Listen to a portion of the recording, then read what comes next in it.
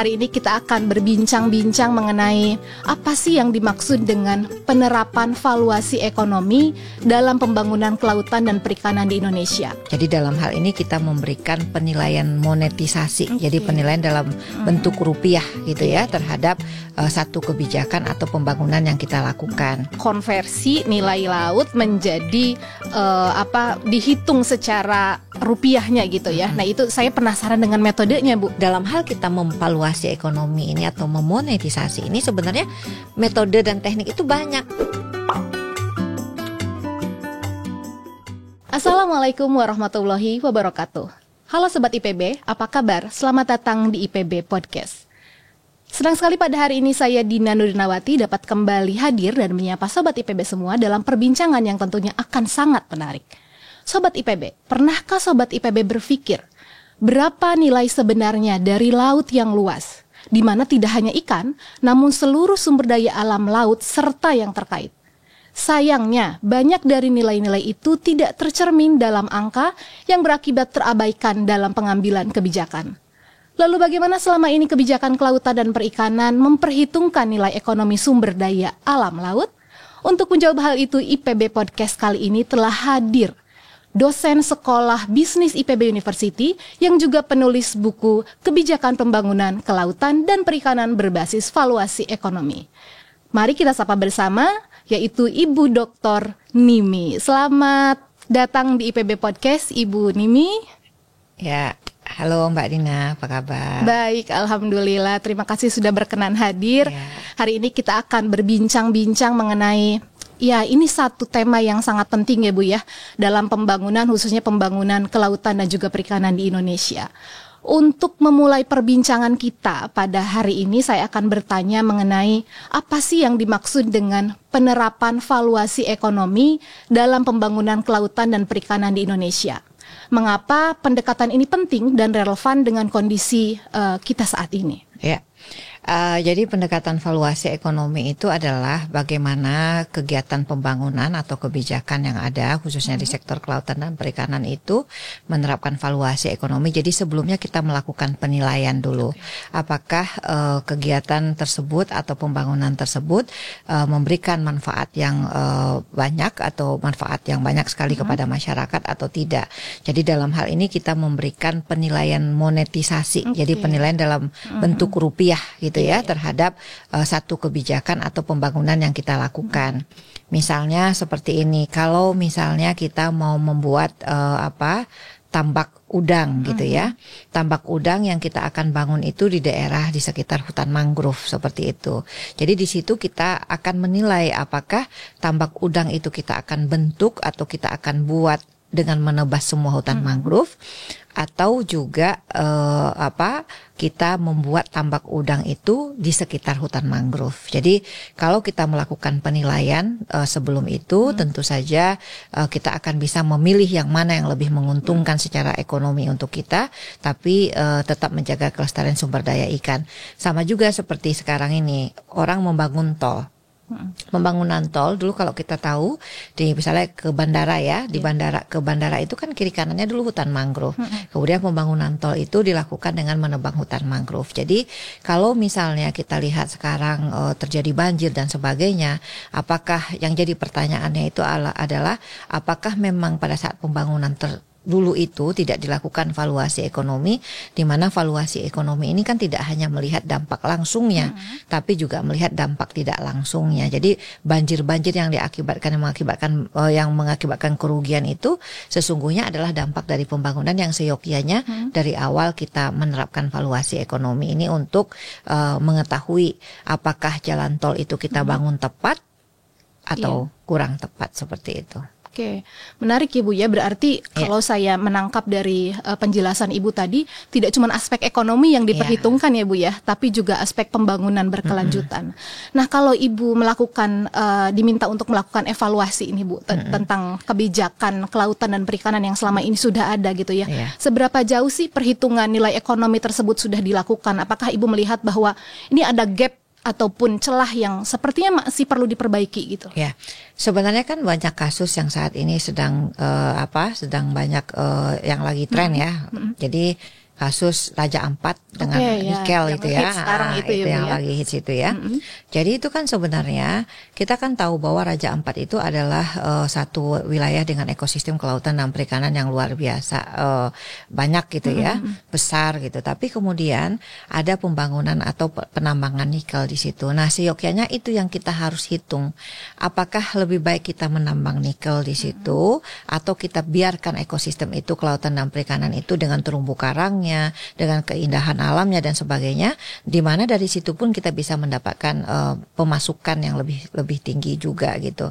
Terus kemudian yang baru-baru ini yang juga lagi hangat terkait dengan ekspor pasir laut gitu ya.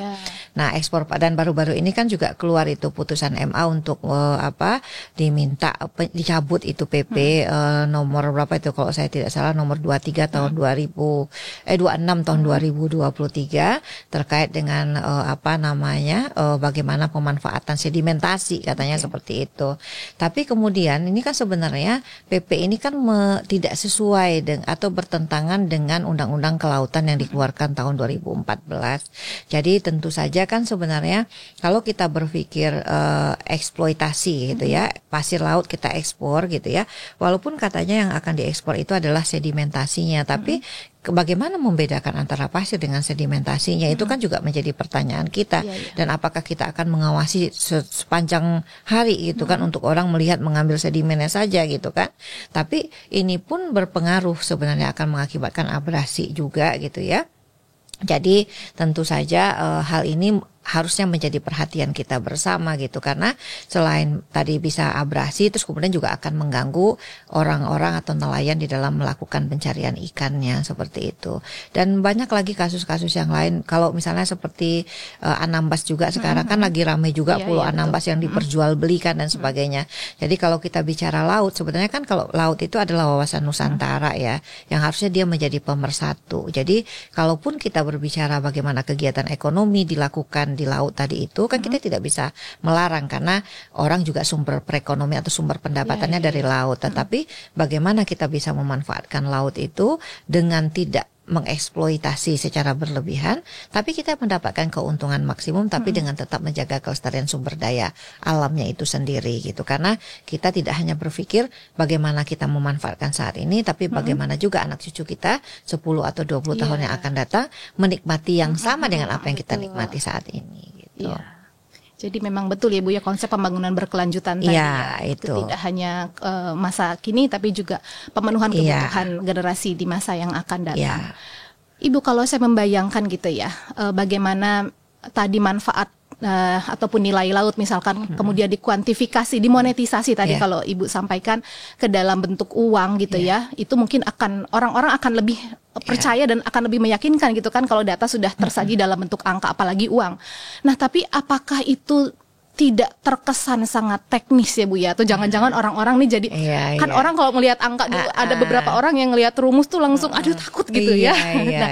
Ketika itu terlalu teknis gitu, apakah tidak mungkin untuk itu kemudian menjadi sulit untuk ditangkap oleh para pemangku kebijakan gitu ya. Mungkin Ibu bagaimana sih menurut Ibu untuk menjembatani supaya bisa didaratkan pada para pemangku kebijakan tersebut? Ya. Jadi kan kita sering kali dengar kalau ada yang mudah kenapa harus susah-susah sih kan gitu ya. Kan? Jadi kan ada juga kadang-kadang kan berpikir karena kan kita harus harus sesaat itu kita harus menyampaikan atau menghasilkan kebijakan, kan nggak seperti itu juga kan sebenarnya. Kalau kita bicara untuk mengeluarkan kebijakan itu kan harusnya ada proses.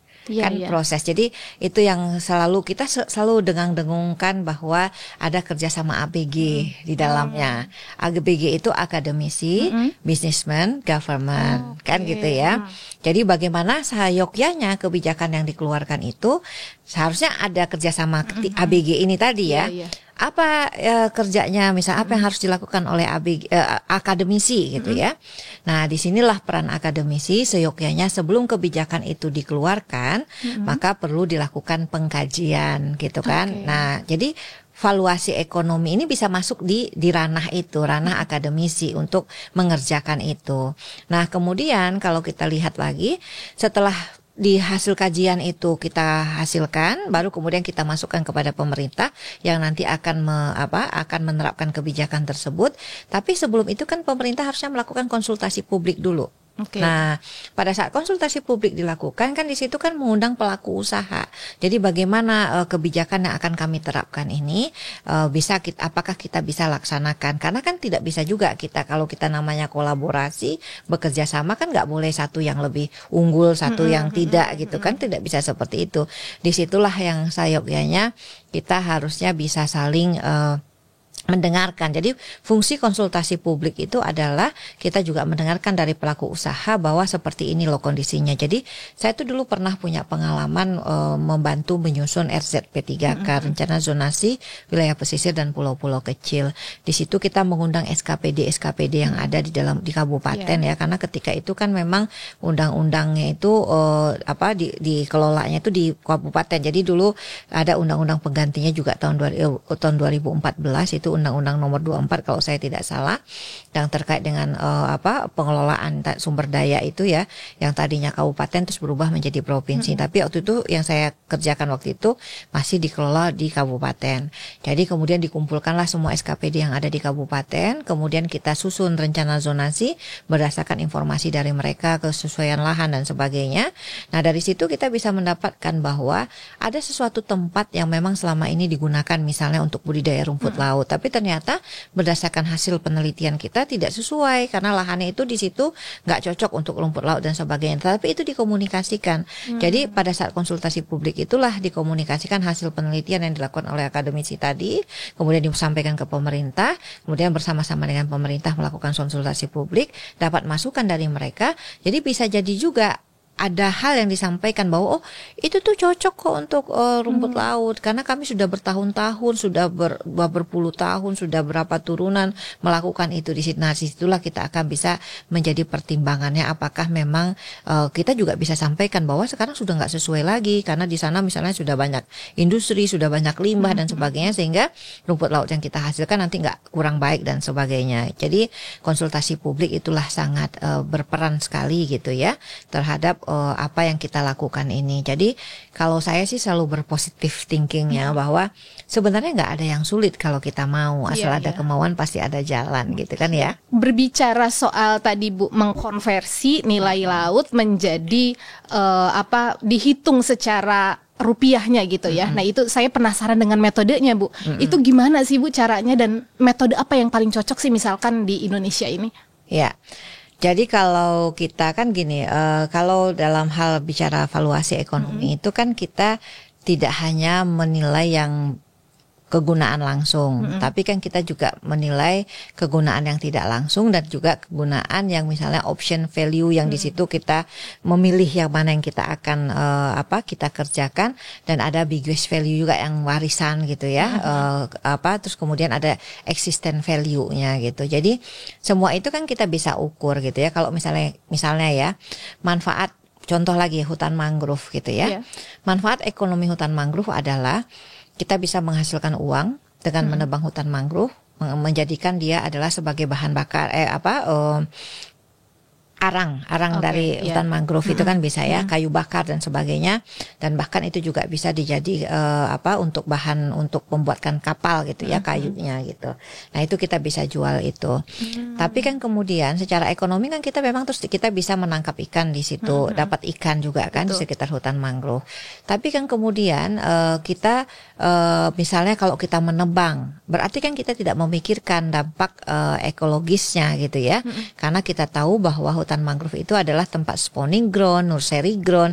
Jadi yang tadinya kita bisa menangkap ikan pada saat hutan mangrove itu ada, terus kemudian dia ditebang, kan ikannya jadi berkurang dong gitu ya. Itu pun hitung berarti ya Bu? Iya, kita hitung. Nah, selain itu kan hutan mangrove itu kan juga tadi selain spawning ground, nursery ground, kan dia juga penahan abrasi pantai. Jadi mungkin kan bisa jadi nih kejadian yang misalnya banjir di Jakarta karena dulu misalnya banyak hutan mangrove yang menahan abrasi itu, kemudian sekarang mereka ditebang semua gitu kan. Nah itu mengakibatkan banjir itu karena tidak ada lagi yang menahan abrasi pantai tadi itu. Terus bisa juga tadi kalau manfaatnya selain penahan abrasi dan juga kan nanti untuk option value-nya tadi kan kita selalu ada pilihan yang mana yang kita akan, apakah kita akan tadi kegiatan ekonomi lagi membuat tambak. Jadi tambak kita menebang semua hutan mangrove atau kita membuat tambak itu di sekitar hutan mangrove. Mana yang lebih menguntungkan kita gitu kan. Nah sekarang lagi rame juga terkait dengan emisi karbon dan ternyata hutan mangrove adalah salah satu yang penyerap karbon cukup tinggi juga gitu. Dan sekarang kan dulu orang di G20 tuh kepala negara mulai menanam hutan mangrove di Bali, ingat kan ya? Nah itu. Nah, terkait dengan metodologi, sebenarnya tuh metodologinya tuh metodologi yang umum. Tapi kan kalau misalnya dari awal kita udah berpikir ngapain sih susah-susah, udah pakai expert aja. Itu pendekatan Delphi, pakai expert judgment saja gitu. Itu juga bisa, itu adalah salah satu metode yang kita bisa gunakan. Tapi kalau kita menggunakan expert judgment, kalau misalnya orang yang kita pilih tidak expert di bidangnya, kan itu akan menjadi salah juga kebijakan. Jadi kalau istilah the right man in the right place itu kan benar gitu ya. Nah, kalau misalnya ya teman-teman dari yang orang ekonomi mungkin tahu ini ya. Jadi ada pendekatan yang dengan barang dan jasa yang biasa diperdagangkan. Ini sebenarnya pendekatan atau metodologi ini tuh sudah, teknik ini tuh sudah established, well established. Jadi misalnya seperti surplus konsumen ya, kita bisa menghitung. Jadi misalnya gini, pada saat pantai itu atau laut itu masih bagus, kita membeli ikan dengan harga yang murah karena ikannya banyak kan gitu ya. Terus kemudian dirusak nih pantai itu atau laut itu sehingga membuat harga ikan yang kita beli itu menjadi lebih tinggi. Jadi kan surplus konsumen kita berkurang dong pada saat kita beli ketika dia pantainya belum rusak sama ketika pantainya sudah rusak. Selisih surplus konsumen kita itulah yang menjadi nilai kerusakan lingkungannya. Itu kalau menggunakan teknik surplus konsumen. Kita juga bisa menggunakan teknik surplus produsen. Dari sisi produsen, dari sisi nelayan, dari sisi pengusaha penangkapan kan gitu ya. Nah kita bisa lihat dulu ketika misalnya pantai kita tidak tercemar gitu ya, masih bagus, kita bisa menangkap ikan tidak jauh dari pantai. Kemudian harga ikannya, kita tidak bicara harga di sini karena kita bicara produsen ya. Jadi menangkap ikannya itu tidak jauh dari pantai dan ikan yang kita tangkapnya itu lebih banyak gitu kan. Tapi kemudian tercemar, sehingga karena tercemar kita harus menangkap lebih jauh lagi sehingga biaya penangkapan kita kan bertambah. Dan hasil tangkapan kita juga berkurang. Nah, ada selisih kan antara yang kita dapatkan pada saat pantai itu masih baik dan pantai itu tercemar. Selisih itulah yang merupakan nilai lingkungannya gitu atau nilai kerusakan lingkungan, selisih yang diterima oleh produsen.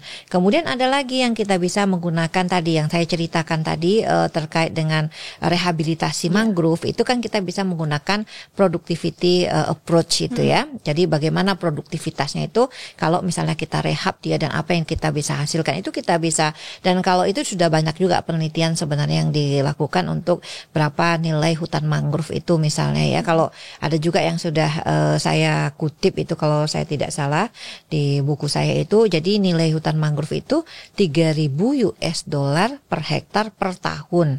Jadi bayangkan saja kalau misalnya kita merusak 1 hektar hutan mangrove gitu ya, berarti kita kehilangan misalnya 3.000 US dollar kan seperti itu. Nah terus kemudian kalau kita misalnya kalau kita bicara terumbu karang, terumbu karang itu kan nilainya 30 miliar per tahun gitu, tapi itu secara global gitu kan.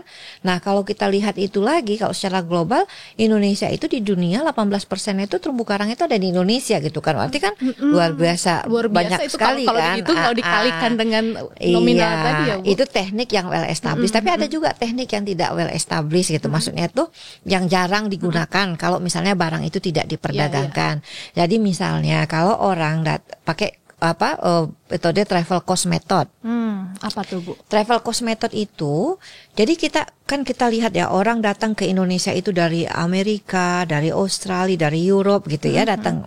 Tapi kan apakah kita berpikir bahwa berapa yang mereka korbankan biayanya untuk datang ke sini, untuk melihat pemandangan alam di Indonesia, untuk melihat wisata bahari Indonesia gitu kan. Jadi rupiah yang mereka keluarkan itu sebenarnya adalah nilai yang mereka berikan kepada kita. Jadi ada dulu cerita, jadi dari US ada datang wisatawan mancanegara, kan lumayan besar kan itu, berapa pesawat dari US ke Indonesia saat ini gitu kan.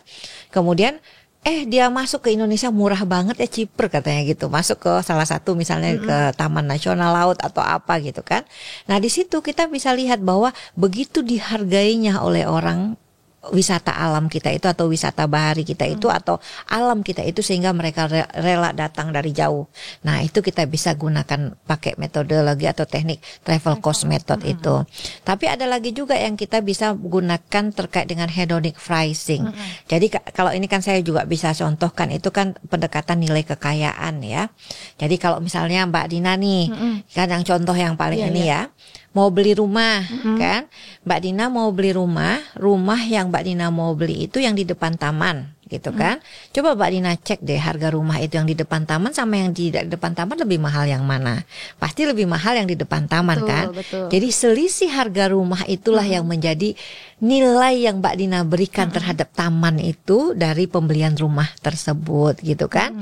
Jadi itu kita bisa lihat bahwa ternyata kita tuh memberikan nilai terhadap lingkungan itu, ya nilainya sebesar selisih beli rumah di depan taman. Tapi kalau misalnya tiba-tiba developer bilang, kita mau bangun lagi taman ini, kan misalnya seperti itu, Mbak Dina minta ganti rugi nggak? Ya iya dong. Karena apa? Karena kan itu saya beli dulu gitu. Minimal yang Mbak Dina minta ganti rugi itu sebesar yang Mbak Dina keluarkan selisihnya ketika itu ya. Misalnya kalau selisihnya ketika itu 50 juta, maka minta gantinya 50 juta. Nah itu adalah metodologinya, itu dia ada contingent valuation method. Jadi ada willingness to pay, willingness to accept. Jadi berapa keinginan untuk berbayar, berapa keinginan untuk menerima, seperti itu. Dan ada lagi pendekatan tingkat upah ya. Jadi harusnya orang yang bekerja di daerah yang tercemar atau orang yang bekerja di laut misalnya ya. Jadi saya selalu sampaikan, kenapa enumerator di laut itu nggak betah mereka di laut hanya 3 bulan terus berhenti. Loh, kalau mereka digaji di antara di laut dengan di darat digaji sama, maka kan tadi orang pasti memilih di darat dong. Iya betul. Ya kan, karena tingkat resikonya lebih di sana lebih tinggi tingkat resikonya. Terus kita ya goyang-goyang kayak orang pusing terus kan gitu. Apalagi berbulan-bulan di situ gitu. Jadi harusnya kan kalau dalam hal kita bicara tenaga kerja gitu, seyogyanya orang yang bekerja di tempat tercemar itu sama orang yang bekerja misalnya contohnya di laut tadi lebih tinggi gajinya gitu ya. Nah selisih itulah yang sebenarnya jadi nilai lingkungannya. Jadi dalam hal kita memvaluasi ekonomi ini atau memonetisasi ini, sebenarnya metode dan teknik itu banyak, tapi kita bisa sesuaikan dengan bagaimana atau apa tema atau apa yang akan kita teliti, karakteristiknya seperti apa, sehingga kita akan bisa memilih teknik yang mana yang sebaiknya kita gunakan begitu. Iya. Ini menarik ya Bu ya. Untuk penelitian mahasiswa juga sebetulnya ini sangat menarik dan sangat kekinian sekali gitu dengan isu-isu yang ada di Indonesia sekarang gitu. Jadi harus baca bukunya Ibu nih. Iya, baca. Jadi memang sih, cuma kan itu yang saya selalu sampaikan, karena kan selalu teman-teman kan berpikirnya bahwa kalau misalnya angka-angka itu susah, ribet gitu kan. Jadi kok ngapain sih susah-susah gitu. Padahal tuh saya selalu, nah apalagi anak-anak sekarang ya agak-agak langsung alergi gitu kayaknya ya. Aduh katanya, tapi kan gitu juga. Tapi saya ada mahasiswa saya yang mau gitu ya untuk melakukan penilaian ini, penelitian ini. Tapi nggak banyak gitu. Tapi tapi saya juga menghimbau kepada mahasiswa, sebenarnya tidak ada yang sulit gitu kan. Karena kita hanya dibayang-bayangi dengan sesuatu bahwa ini akan sulit. Padahal sebenarnya tidak gitu kan. Jadi bagaimana tadi yang seperti saya sampaikan, metodologinya itu banyak atau teknik penilaiannya itu bisa banyak kita gunakan dan kita bisa memilih. Tapi jangan memilih expert judgment lagi gitu ya. Kalau expert judgment kan itu yang paling mudah kan yang kita bisa kerjakan. Tapi kalau misalnya kita pilih expert judgment atau pendekatan Delphi misalnya ya, tapi kalau kita salah atau nggak pas juga memilih expertnya, jadi hasilnya juga akan menjadi kurang tepat. Iya gitu. Betul. Nah berikutnya Bu, Ibu apakah bisa memberikan contoh real misalnya bagaimana kemudian metode ini ya, valuasi yang tadi Ibu sampaikan itu diterapkan gitu ketika pemerintah mau melakukan satu pengambilan kebijakan. Ini kan misalnya kalau yang sekarang yang akan sedang terjadi itu kan soal Raja Ampat, soal Anambas, tapi yang dulu gitu Bu, apakah pernah ini diterapkan contoh realnya? Sebenarnya sih memang belum banyak ya. Jadi kan gini, sebenarnya kan buku saya memang bicara tentang sektor kelautan dan perikanan. Betul.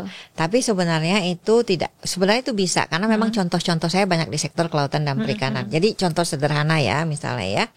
Kalau kita bicara, kan sekarang dulu orang yang merokok pasif lebih berbahaya daripada perokok aktif. Ya ini contoh yang real yang bisa mungkin ditangkap sama pemirsa nih ya.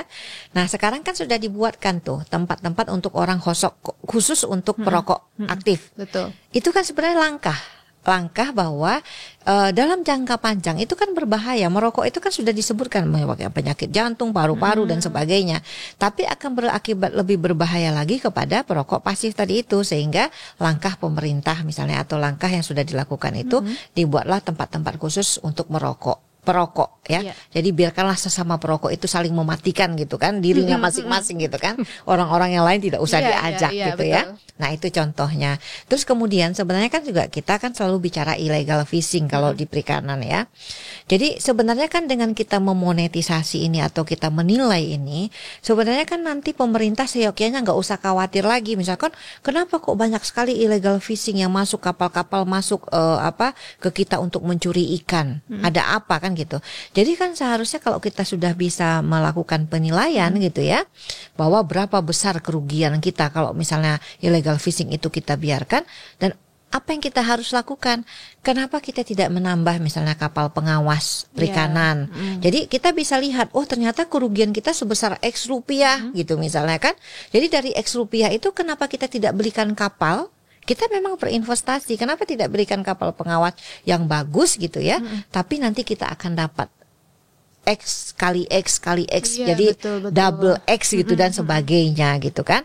Jadi itu pemikirannya menurut saya harusnya ke arah sana, sehingga sumber daya kita yang begitu besar, apalagi kalau kita bicara laut, 75% Indonesia ini kan adalah lautan. Dan negara kita itu kan ya 25% saja kan sebenarnya hanya daratannya gitu. Betul. Jadi memang sebenarnya negara kita ini adalah negara maritim, harusnya kan begitu. Jadi bayangkan kalau misalnya investasi yang kita keluarkan X rupiah, kita akan mendapatkan X plus Y plus Z plus W gitu ya dan sebagainya gitu ya. Nah jadi itu. Jadi contoh-contoh konkretnya itu sebenarnya tadi yang sederhana tadi yang saya sampaikan itu ya. Jadi orang sudah harusnya mulai. Nah masalah kebakaran hutan. Kalau kita berpikir ekonomi ya, orang membuka lahan itu lebih mudah untuk membakar hutan. Ya kan? Betul. Karena biayanya lebih murah daripada dia menyewa orang-orang untuk membuka lahan. Tapi kan itu berbahaya dampaknya. Dan pernah dengar nggak bahwa Malaysia minta ganti rugi ke kita betul. Atas asap itu. Tapi karena memang asap itu dalam jangka panjang kan mengakibatkan penyakit ispa itu kan. Dan memang seyogyanya harusnya demikian gitu. Nah di kita kan seringkali kita nggak pernah siap untuk hal seperti. Jadi kita orientasinya hanya bagaimana dapat untung, bagaimana biaya murah, tapi nggak memikirkan dampak terhadap masyarakat. Seperti apa. Nah belum lama kan juga ada tuh kapal pesiar yang kandas di Raja Ampat gitu misalnya. Pada saat kapal itu kandas dia merusak terumbu karang. Terumbu karang itu kan tidak dalam waktu yang cepat dia pulih kembali. Kan dia butuh waktu panjang untuk pulih kembali. Nah seharusnya kalau kita ada yang seperti itu, kita harusnya mereka ganti rugi terhadap kita dengan apa yang mereka sudah lakukan gitu kan. Karena kandasnya kapal merusak yang tentu saja akibatnya akan dalam jangka panjang, bukan malah membebaskan mereka untuk segera pergi gitu. Jadi ini menurut saya memang sudah harus mulai kita lakukan. Jadi kita tidak melakukan ini setelah kejadian. Jadi kalau sudah kejadian baru kita mikir berapa ya kita ganti ruginya, kan nggak begitu harusnya. Tapi setidaknya harusnya kelembagaan itu dia memiliki seperti KKP misalnya memiliki ada dasar gitu kan. Dia menerapkan denda berapa atau menerapkan ganti rugi berapa apabila terjadi sesuatu tadi seperti kapal kandas, illegal fishing dan sebagainya gitu. Berarti di tahap awal perencanaan itu sangat penting ya, jangan cuma pas di akhir. Jadi jangan pada saat kejadian, tapi pada saat kejadian ini sebenarnya kan kita bisa melihat di situ. Betul. Oh ternyata kalau kita sudah kejadian, oh ternyata biaya yang kita kenakan itu terlalu kecil dari dampaknya. Jadi misalnya ya kalau kita bicara kan kita pengolahan minyak kan dari timur tengah minyaknya kita bawa. Kalau terjadi spillover, kalau misalnya tercecer itu minyak di laut, kan itu akan mengganggu ikan-ikan kan pada mati, proses fotosintesis terganggu, kan gitu ya. Sehingga kan ada kerugian oleh siapa? Oleh nelayan kan gitu, yang diperoleh oleh nelayan karena spillover atau minyak yang tercecer tadi itu. Nah itu kan mereka harusnya ganti rugi kan. Sama seperti kemarin kasus pagar laut. Betul. Nah pagar laut itu kan seharusnya kan orang yang menancapkan itu dia mengganti rugi itu. Kok bisa pagar laut yang sampai 30 kilometer gitu ya terpasang, terus kemudian yang ngebongkar kita biayanya biaya pemerintah. Seharusnya orang yang memasang dia yang kembali membongkar, karena itu kan nggak bisa dilakukan seperti itu, karena kan nggak boleh dipagar-pagari laut itu sebenarnya. Atau kalau memang misalnya mau direklamasi, reklamasi itu kan seyogyanya ya ada hal yang mereka harus perhatikan, tidak melanggar undang-undang, terus kemudian memberikan manfaat sosial dan ekonomi yang cukup besar dan tidak merusak lingkungan, kan begitu kan. Jadi itu yang sebenarnya harus kita lakukan gitu. Berarti ya Bu, valuasi ekonomi ini sebetulnya tidak hanya konteksnya untuk laut ya Bu ya. Tadi Ibu beri contoh soal tadi hutan, lalu juga daratan yang lain gitu ya. Cuman memang karena Ibu kepakarannya dalam kelautan jadi relate-nya ke situ ya. Gitu. Nah Bu, dalam penerapan valuasi ekonomi ini sebetulnya apa saja sih tantangan yang Ibu perkirakan akan dihadapi gitu di lapangan? Karena kan jadi gini, tantangannya itu adalah kalau misalnya kita hanya berorientasi semata kepada keuntungan gitu ya itu pasti kita pasti akan hands up semua gitu. Karena memang ya kan kita sebenarnya kan kita konsep ya blue economy gitu kan ya, yang bagaimana dia zero waste gitu atau green economy dan sebagainya. Konsep-konsep itu kan sebenarnya bagaimana kita ramah lingkungan. Dan kalau kita pernah tahu misalnya Mbak Dina triple bottom line gitu kan, kita kan tidak semata-mata mengejar keuntungan, tidak hanya untuk mensejahterakan masyarakat secara sosial, tapi bagaimana planetnya itu juga kita perhatikan. Jadi kalau kita berpikir bahwa dari setiap kegiatan atau setiap pembangunan itu akan memberikan dampak panjang, tentu ini perlu kita perhitungkan. Tapi tantangannya memang mungkin kita tidak menerima keuntungan besar saat ini, tapi keuntungan yang kita terima saat ini kecil, tapi kita mendapatkan keuntungan tidak secara langsung tadi. Anak cucu kita bisa menikmati apa yang kita nikmati saat ini gitu kan. Jadi tidak hanya kita membayangkan tidak kalau misalnya sekarang kita makan ikan gitu ya, ikan yang misalnya ikan tunanya gede-gede gitu. Tapi karena misalnya kita eksploitatif gitu ya, mau menangkap dengan misalnya kalau kasusnya misalnya dengan mata jaringnya yang kecil, ikan-ikan kecil tertangkap, kita menangkap baby tuna. Kan apakah nanti anak cucu kita akan memakan ikan tuna yang Indonesia itu adalah terkenal primadona ekspor Indonesia itu kan yang nomor 2 itu tuna. Apakah mereka akan memakan ikan tuna yang kita makan sekarang nanti 10 atau 20 tahun yang akan datang? Jadi kalau kita berpikir bagaimana generasi kita ke depannya seperti apa, bequest value tadi itu ya, ada nilai warisan itu tadi yang kita harusnya pertimbangkan di dalam hal ini gitu. Jadi bagaimana kalau kita rusak terumbu karang itu dampaknya seperti apa? Jadi tidak hanya berpikir jangka pendek menurut saya ya. Ya, menarik sekali Bu. Ini terakhir nih Bu nih ya. Iya. Mungkin Ibu ada pandangan maupun masukan untuk pemerintah gitu ya, mengenai seperti apa sih kebijakan pembangunan dan kelautan yang ideal berbasis valuasi ekonomi untuk masa depan. Silahkan. Ya. Jadi kalau yang ideal itu sebenarnya kan memang tadi yang saya sudah sampaikan tadi, memang perlu ada kerjasama tadi ya, ABG tadi itu akademisi, businessman, government. Jadi itu idealnya tuh seperti itu. Jadi pemerintah tidak mengeluarkan kebijakan yang tanpa ada kajian atau ada riset gitu ya. Terus kan misalnya bilang, wah riset ini kan kalau gitu kita kan butuh waktu, sementara kita harus cepat. Nah kan selalu kadang-kadang kita terkendala masalah data. Tapi saya selalu sampaikan kalau kita tidak memulai ini, maka selamanya kita akan bicara kita nggak punya data. Kenapa kita tidak memulai dengan data yang ada? Tapi setidaknya dari kita mulai saat ini, data terbatas, dan ke depan akan menjadi pembelajaran apa data-data yang sebenarnya kita butuhkan supaya hasil perhitungan yang kita hasilkan ini biasnya bisa lebih kecil gitu. Jadi saya pikir sih tadi kembali bahwa tidak ada yang kita tidak bisa lakukan, yang penting ada kemauan. Kalau ada kemauan pasti ada jalan, dan kemudian yang kita harus pikirkan adalah jangan berpikir hanya jangka pendek saja, tapi berpikirlah bagaimana jangka panjangnya. Karena tapi tadi gini juga, kalau orientasi pembangunan kita selalu kepada output, jadi misalnya orang kan selalu berpikir apa nih langkah saya jangka pendek, apa nih yang saya harus lakukan dalam jangka pendek ini, karena diukurnya dari output. Tapi kalau kita lihat bagaimana diukurnya, apakah masyarakat kita akan sejahtera dengan apa yang kita lakukan ini, apakah lingkungan kita terjaga dengan baik, mungkin akan berbeda itu.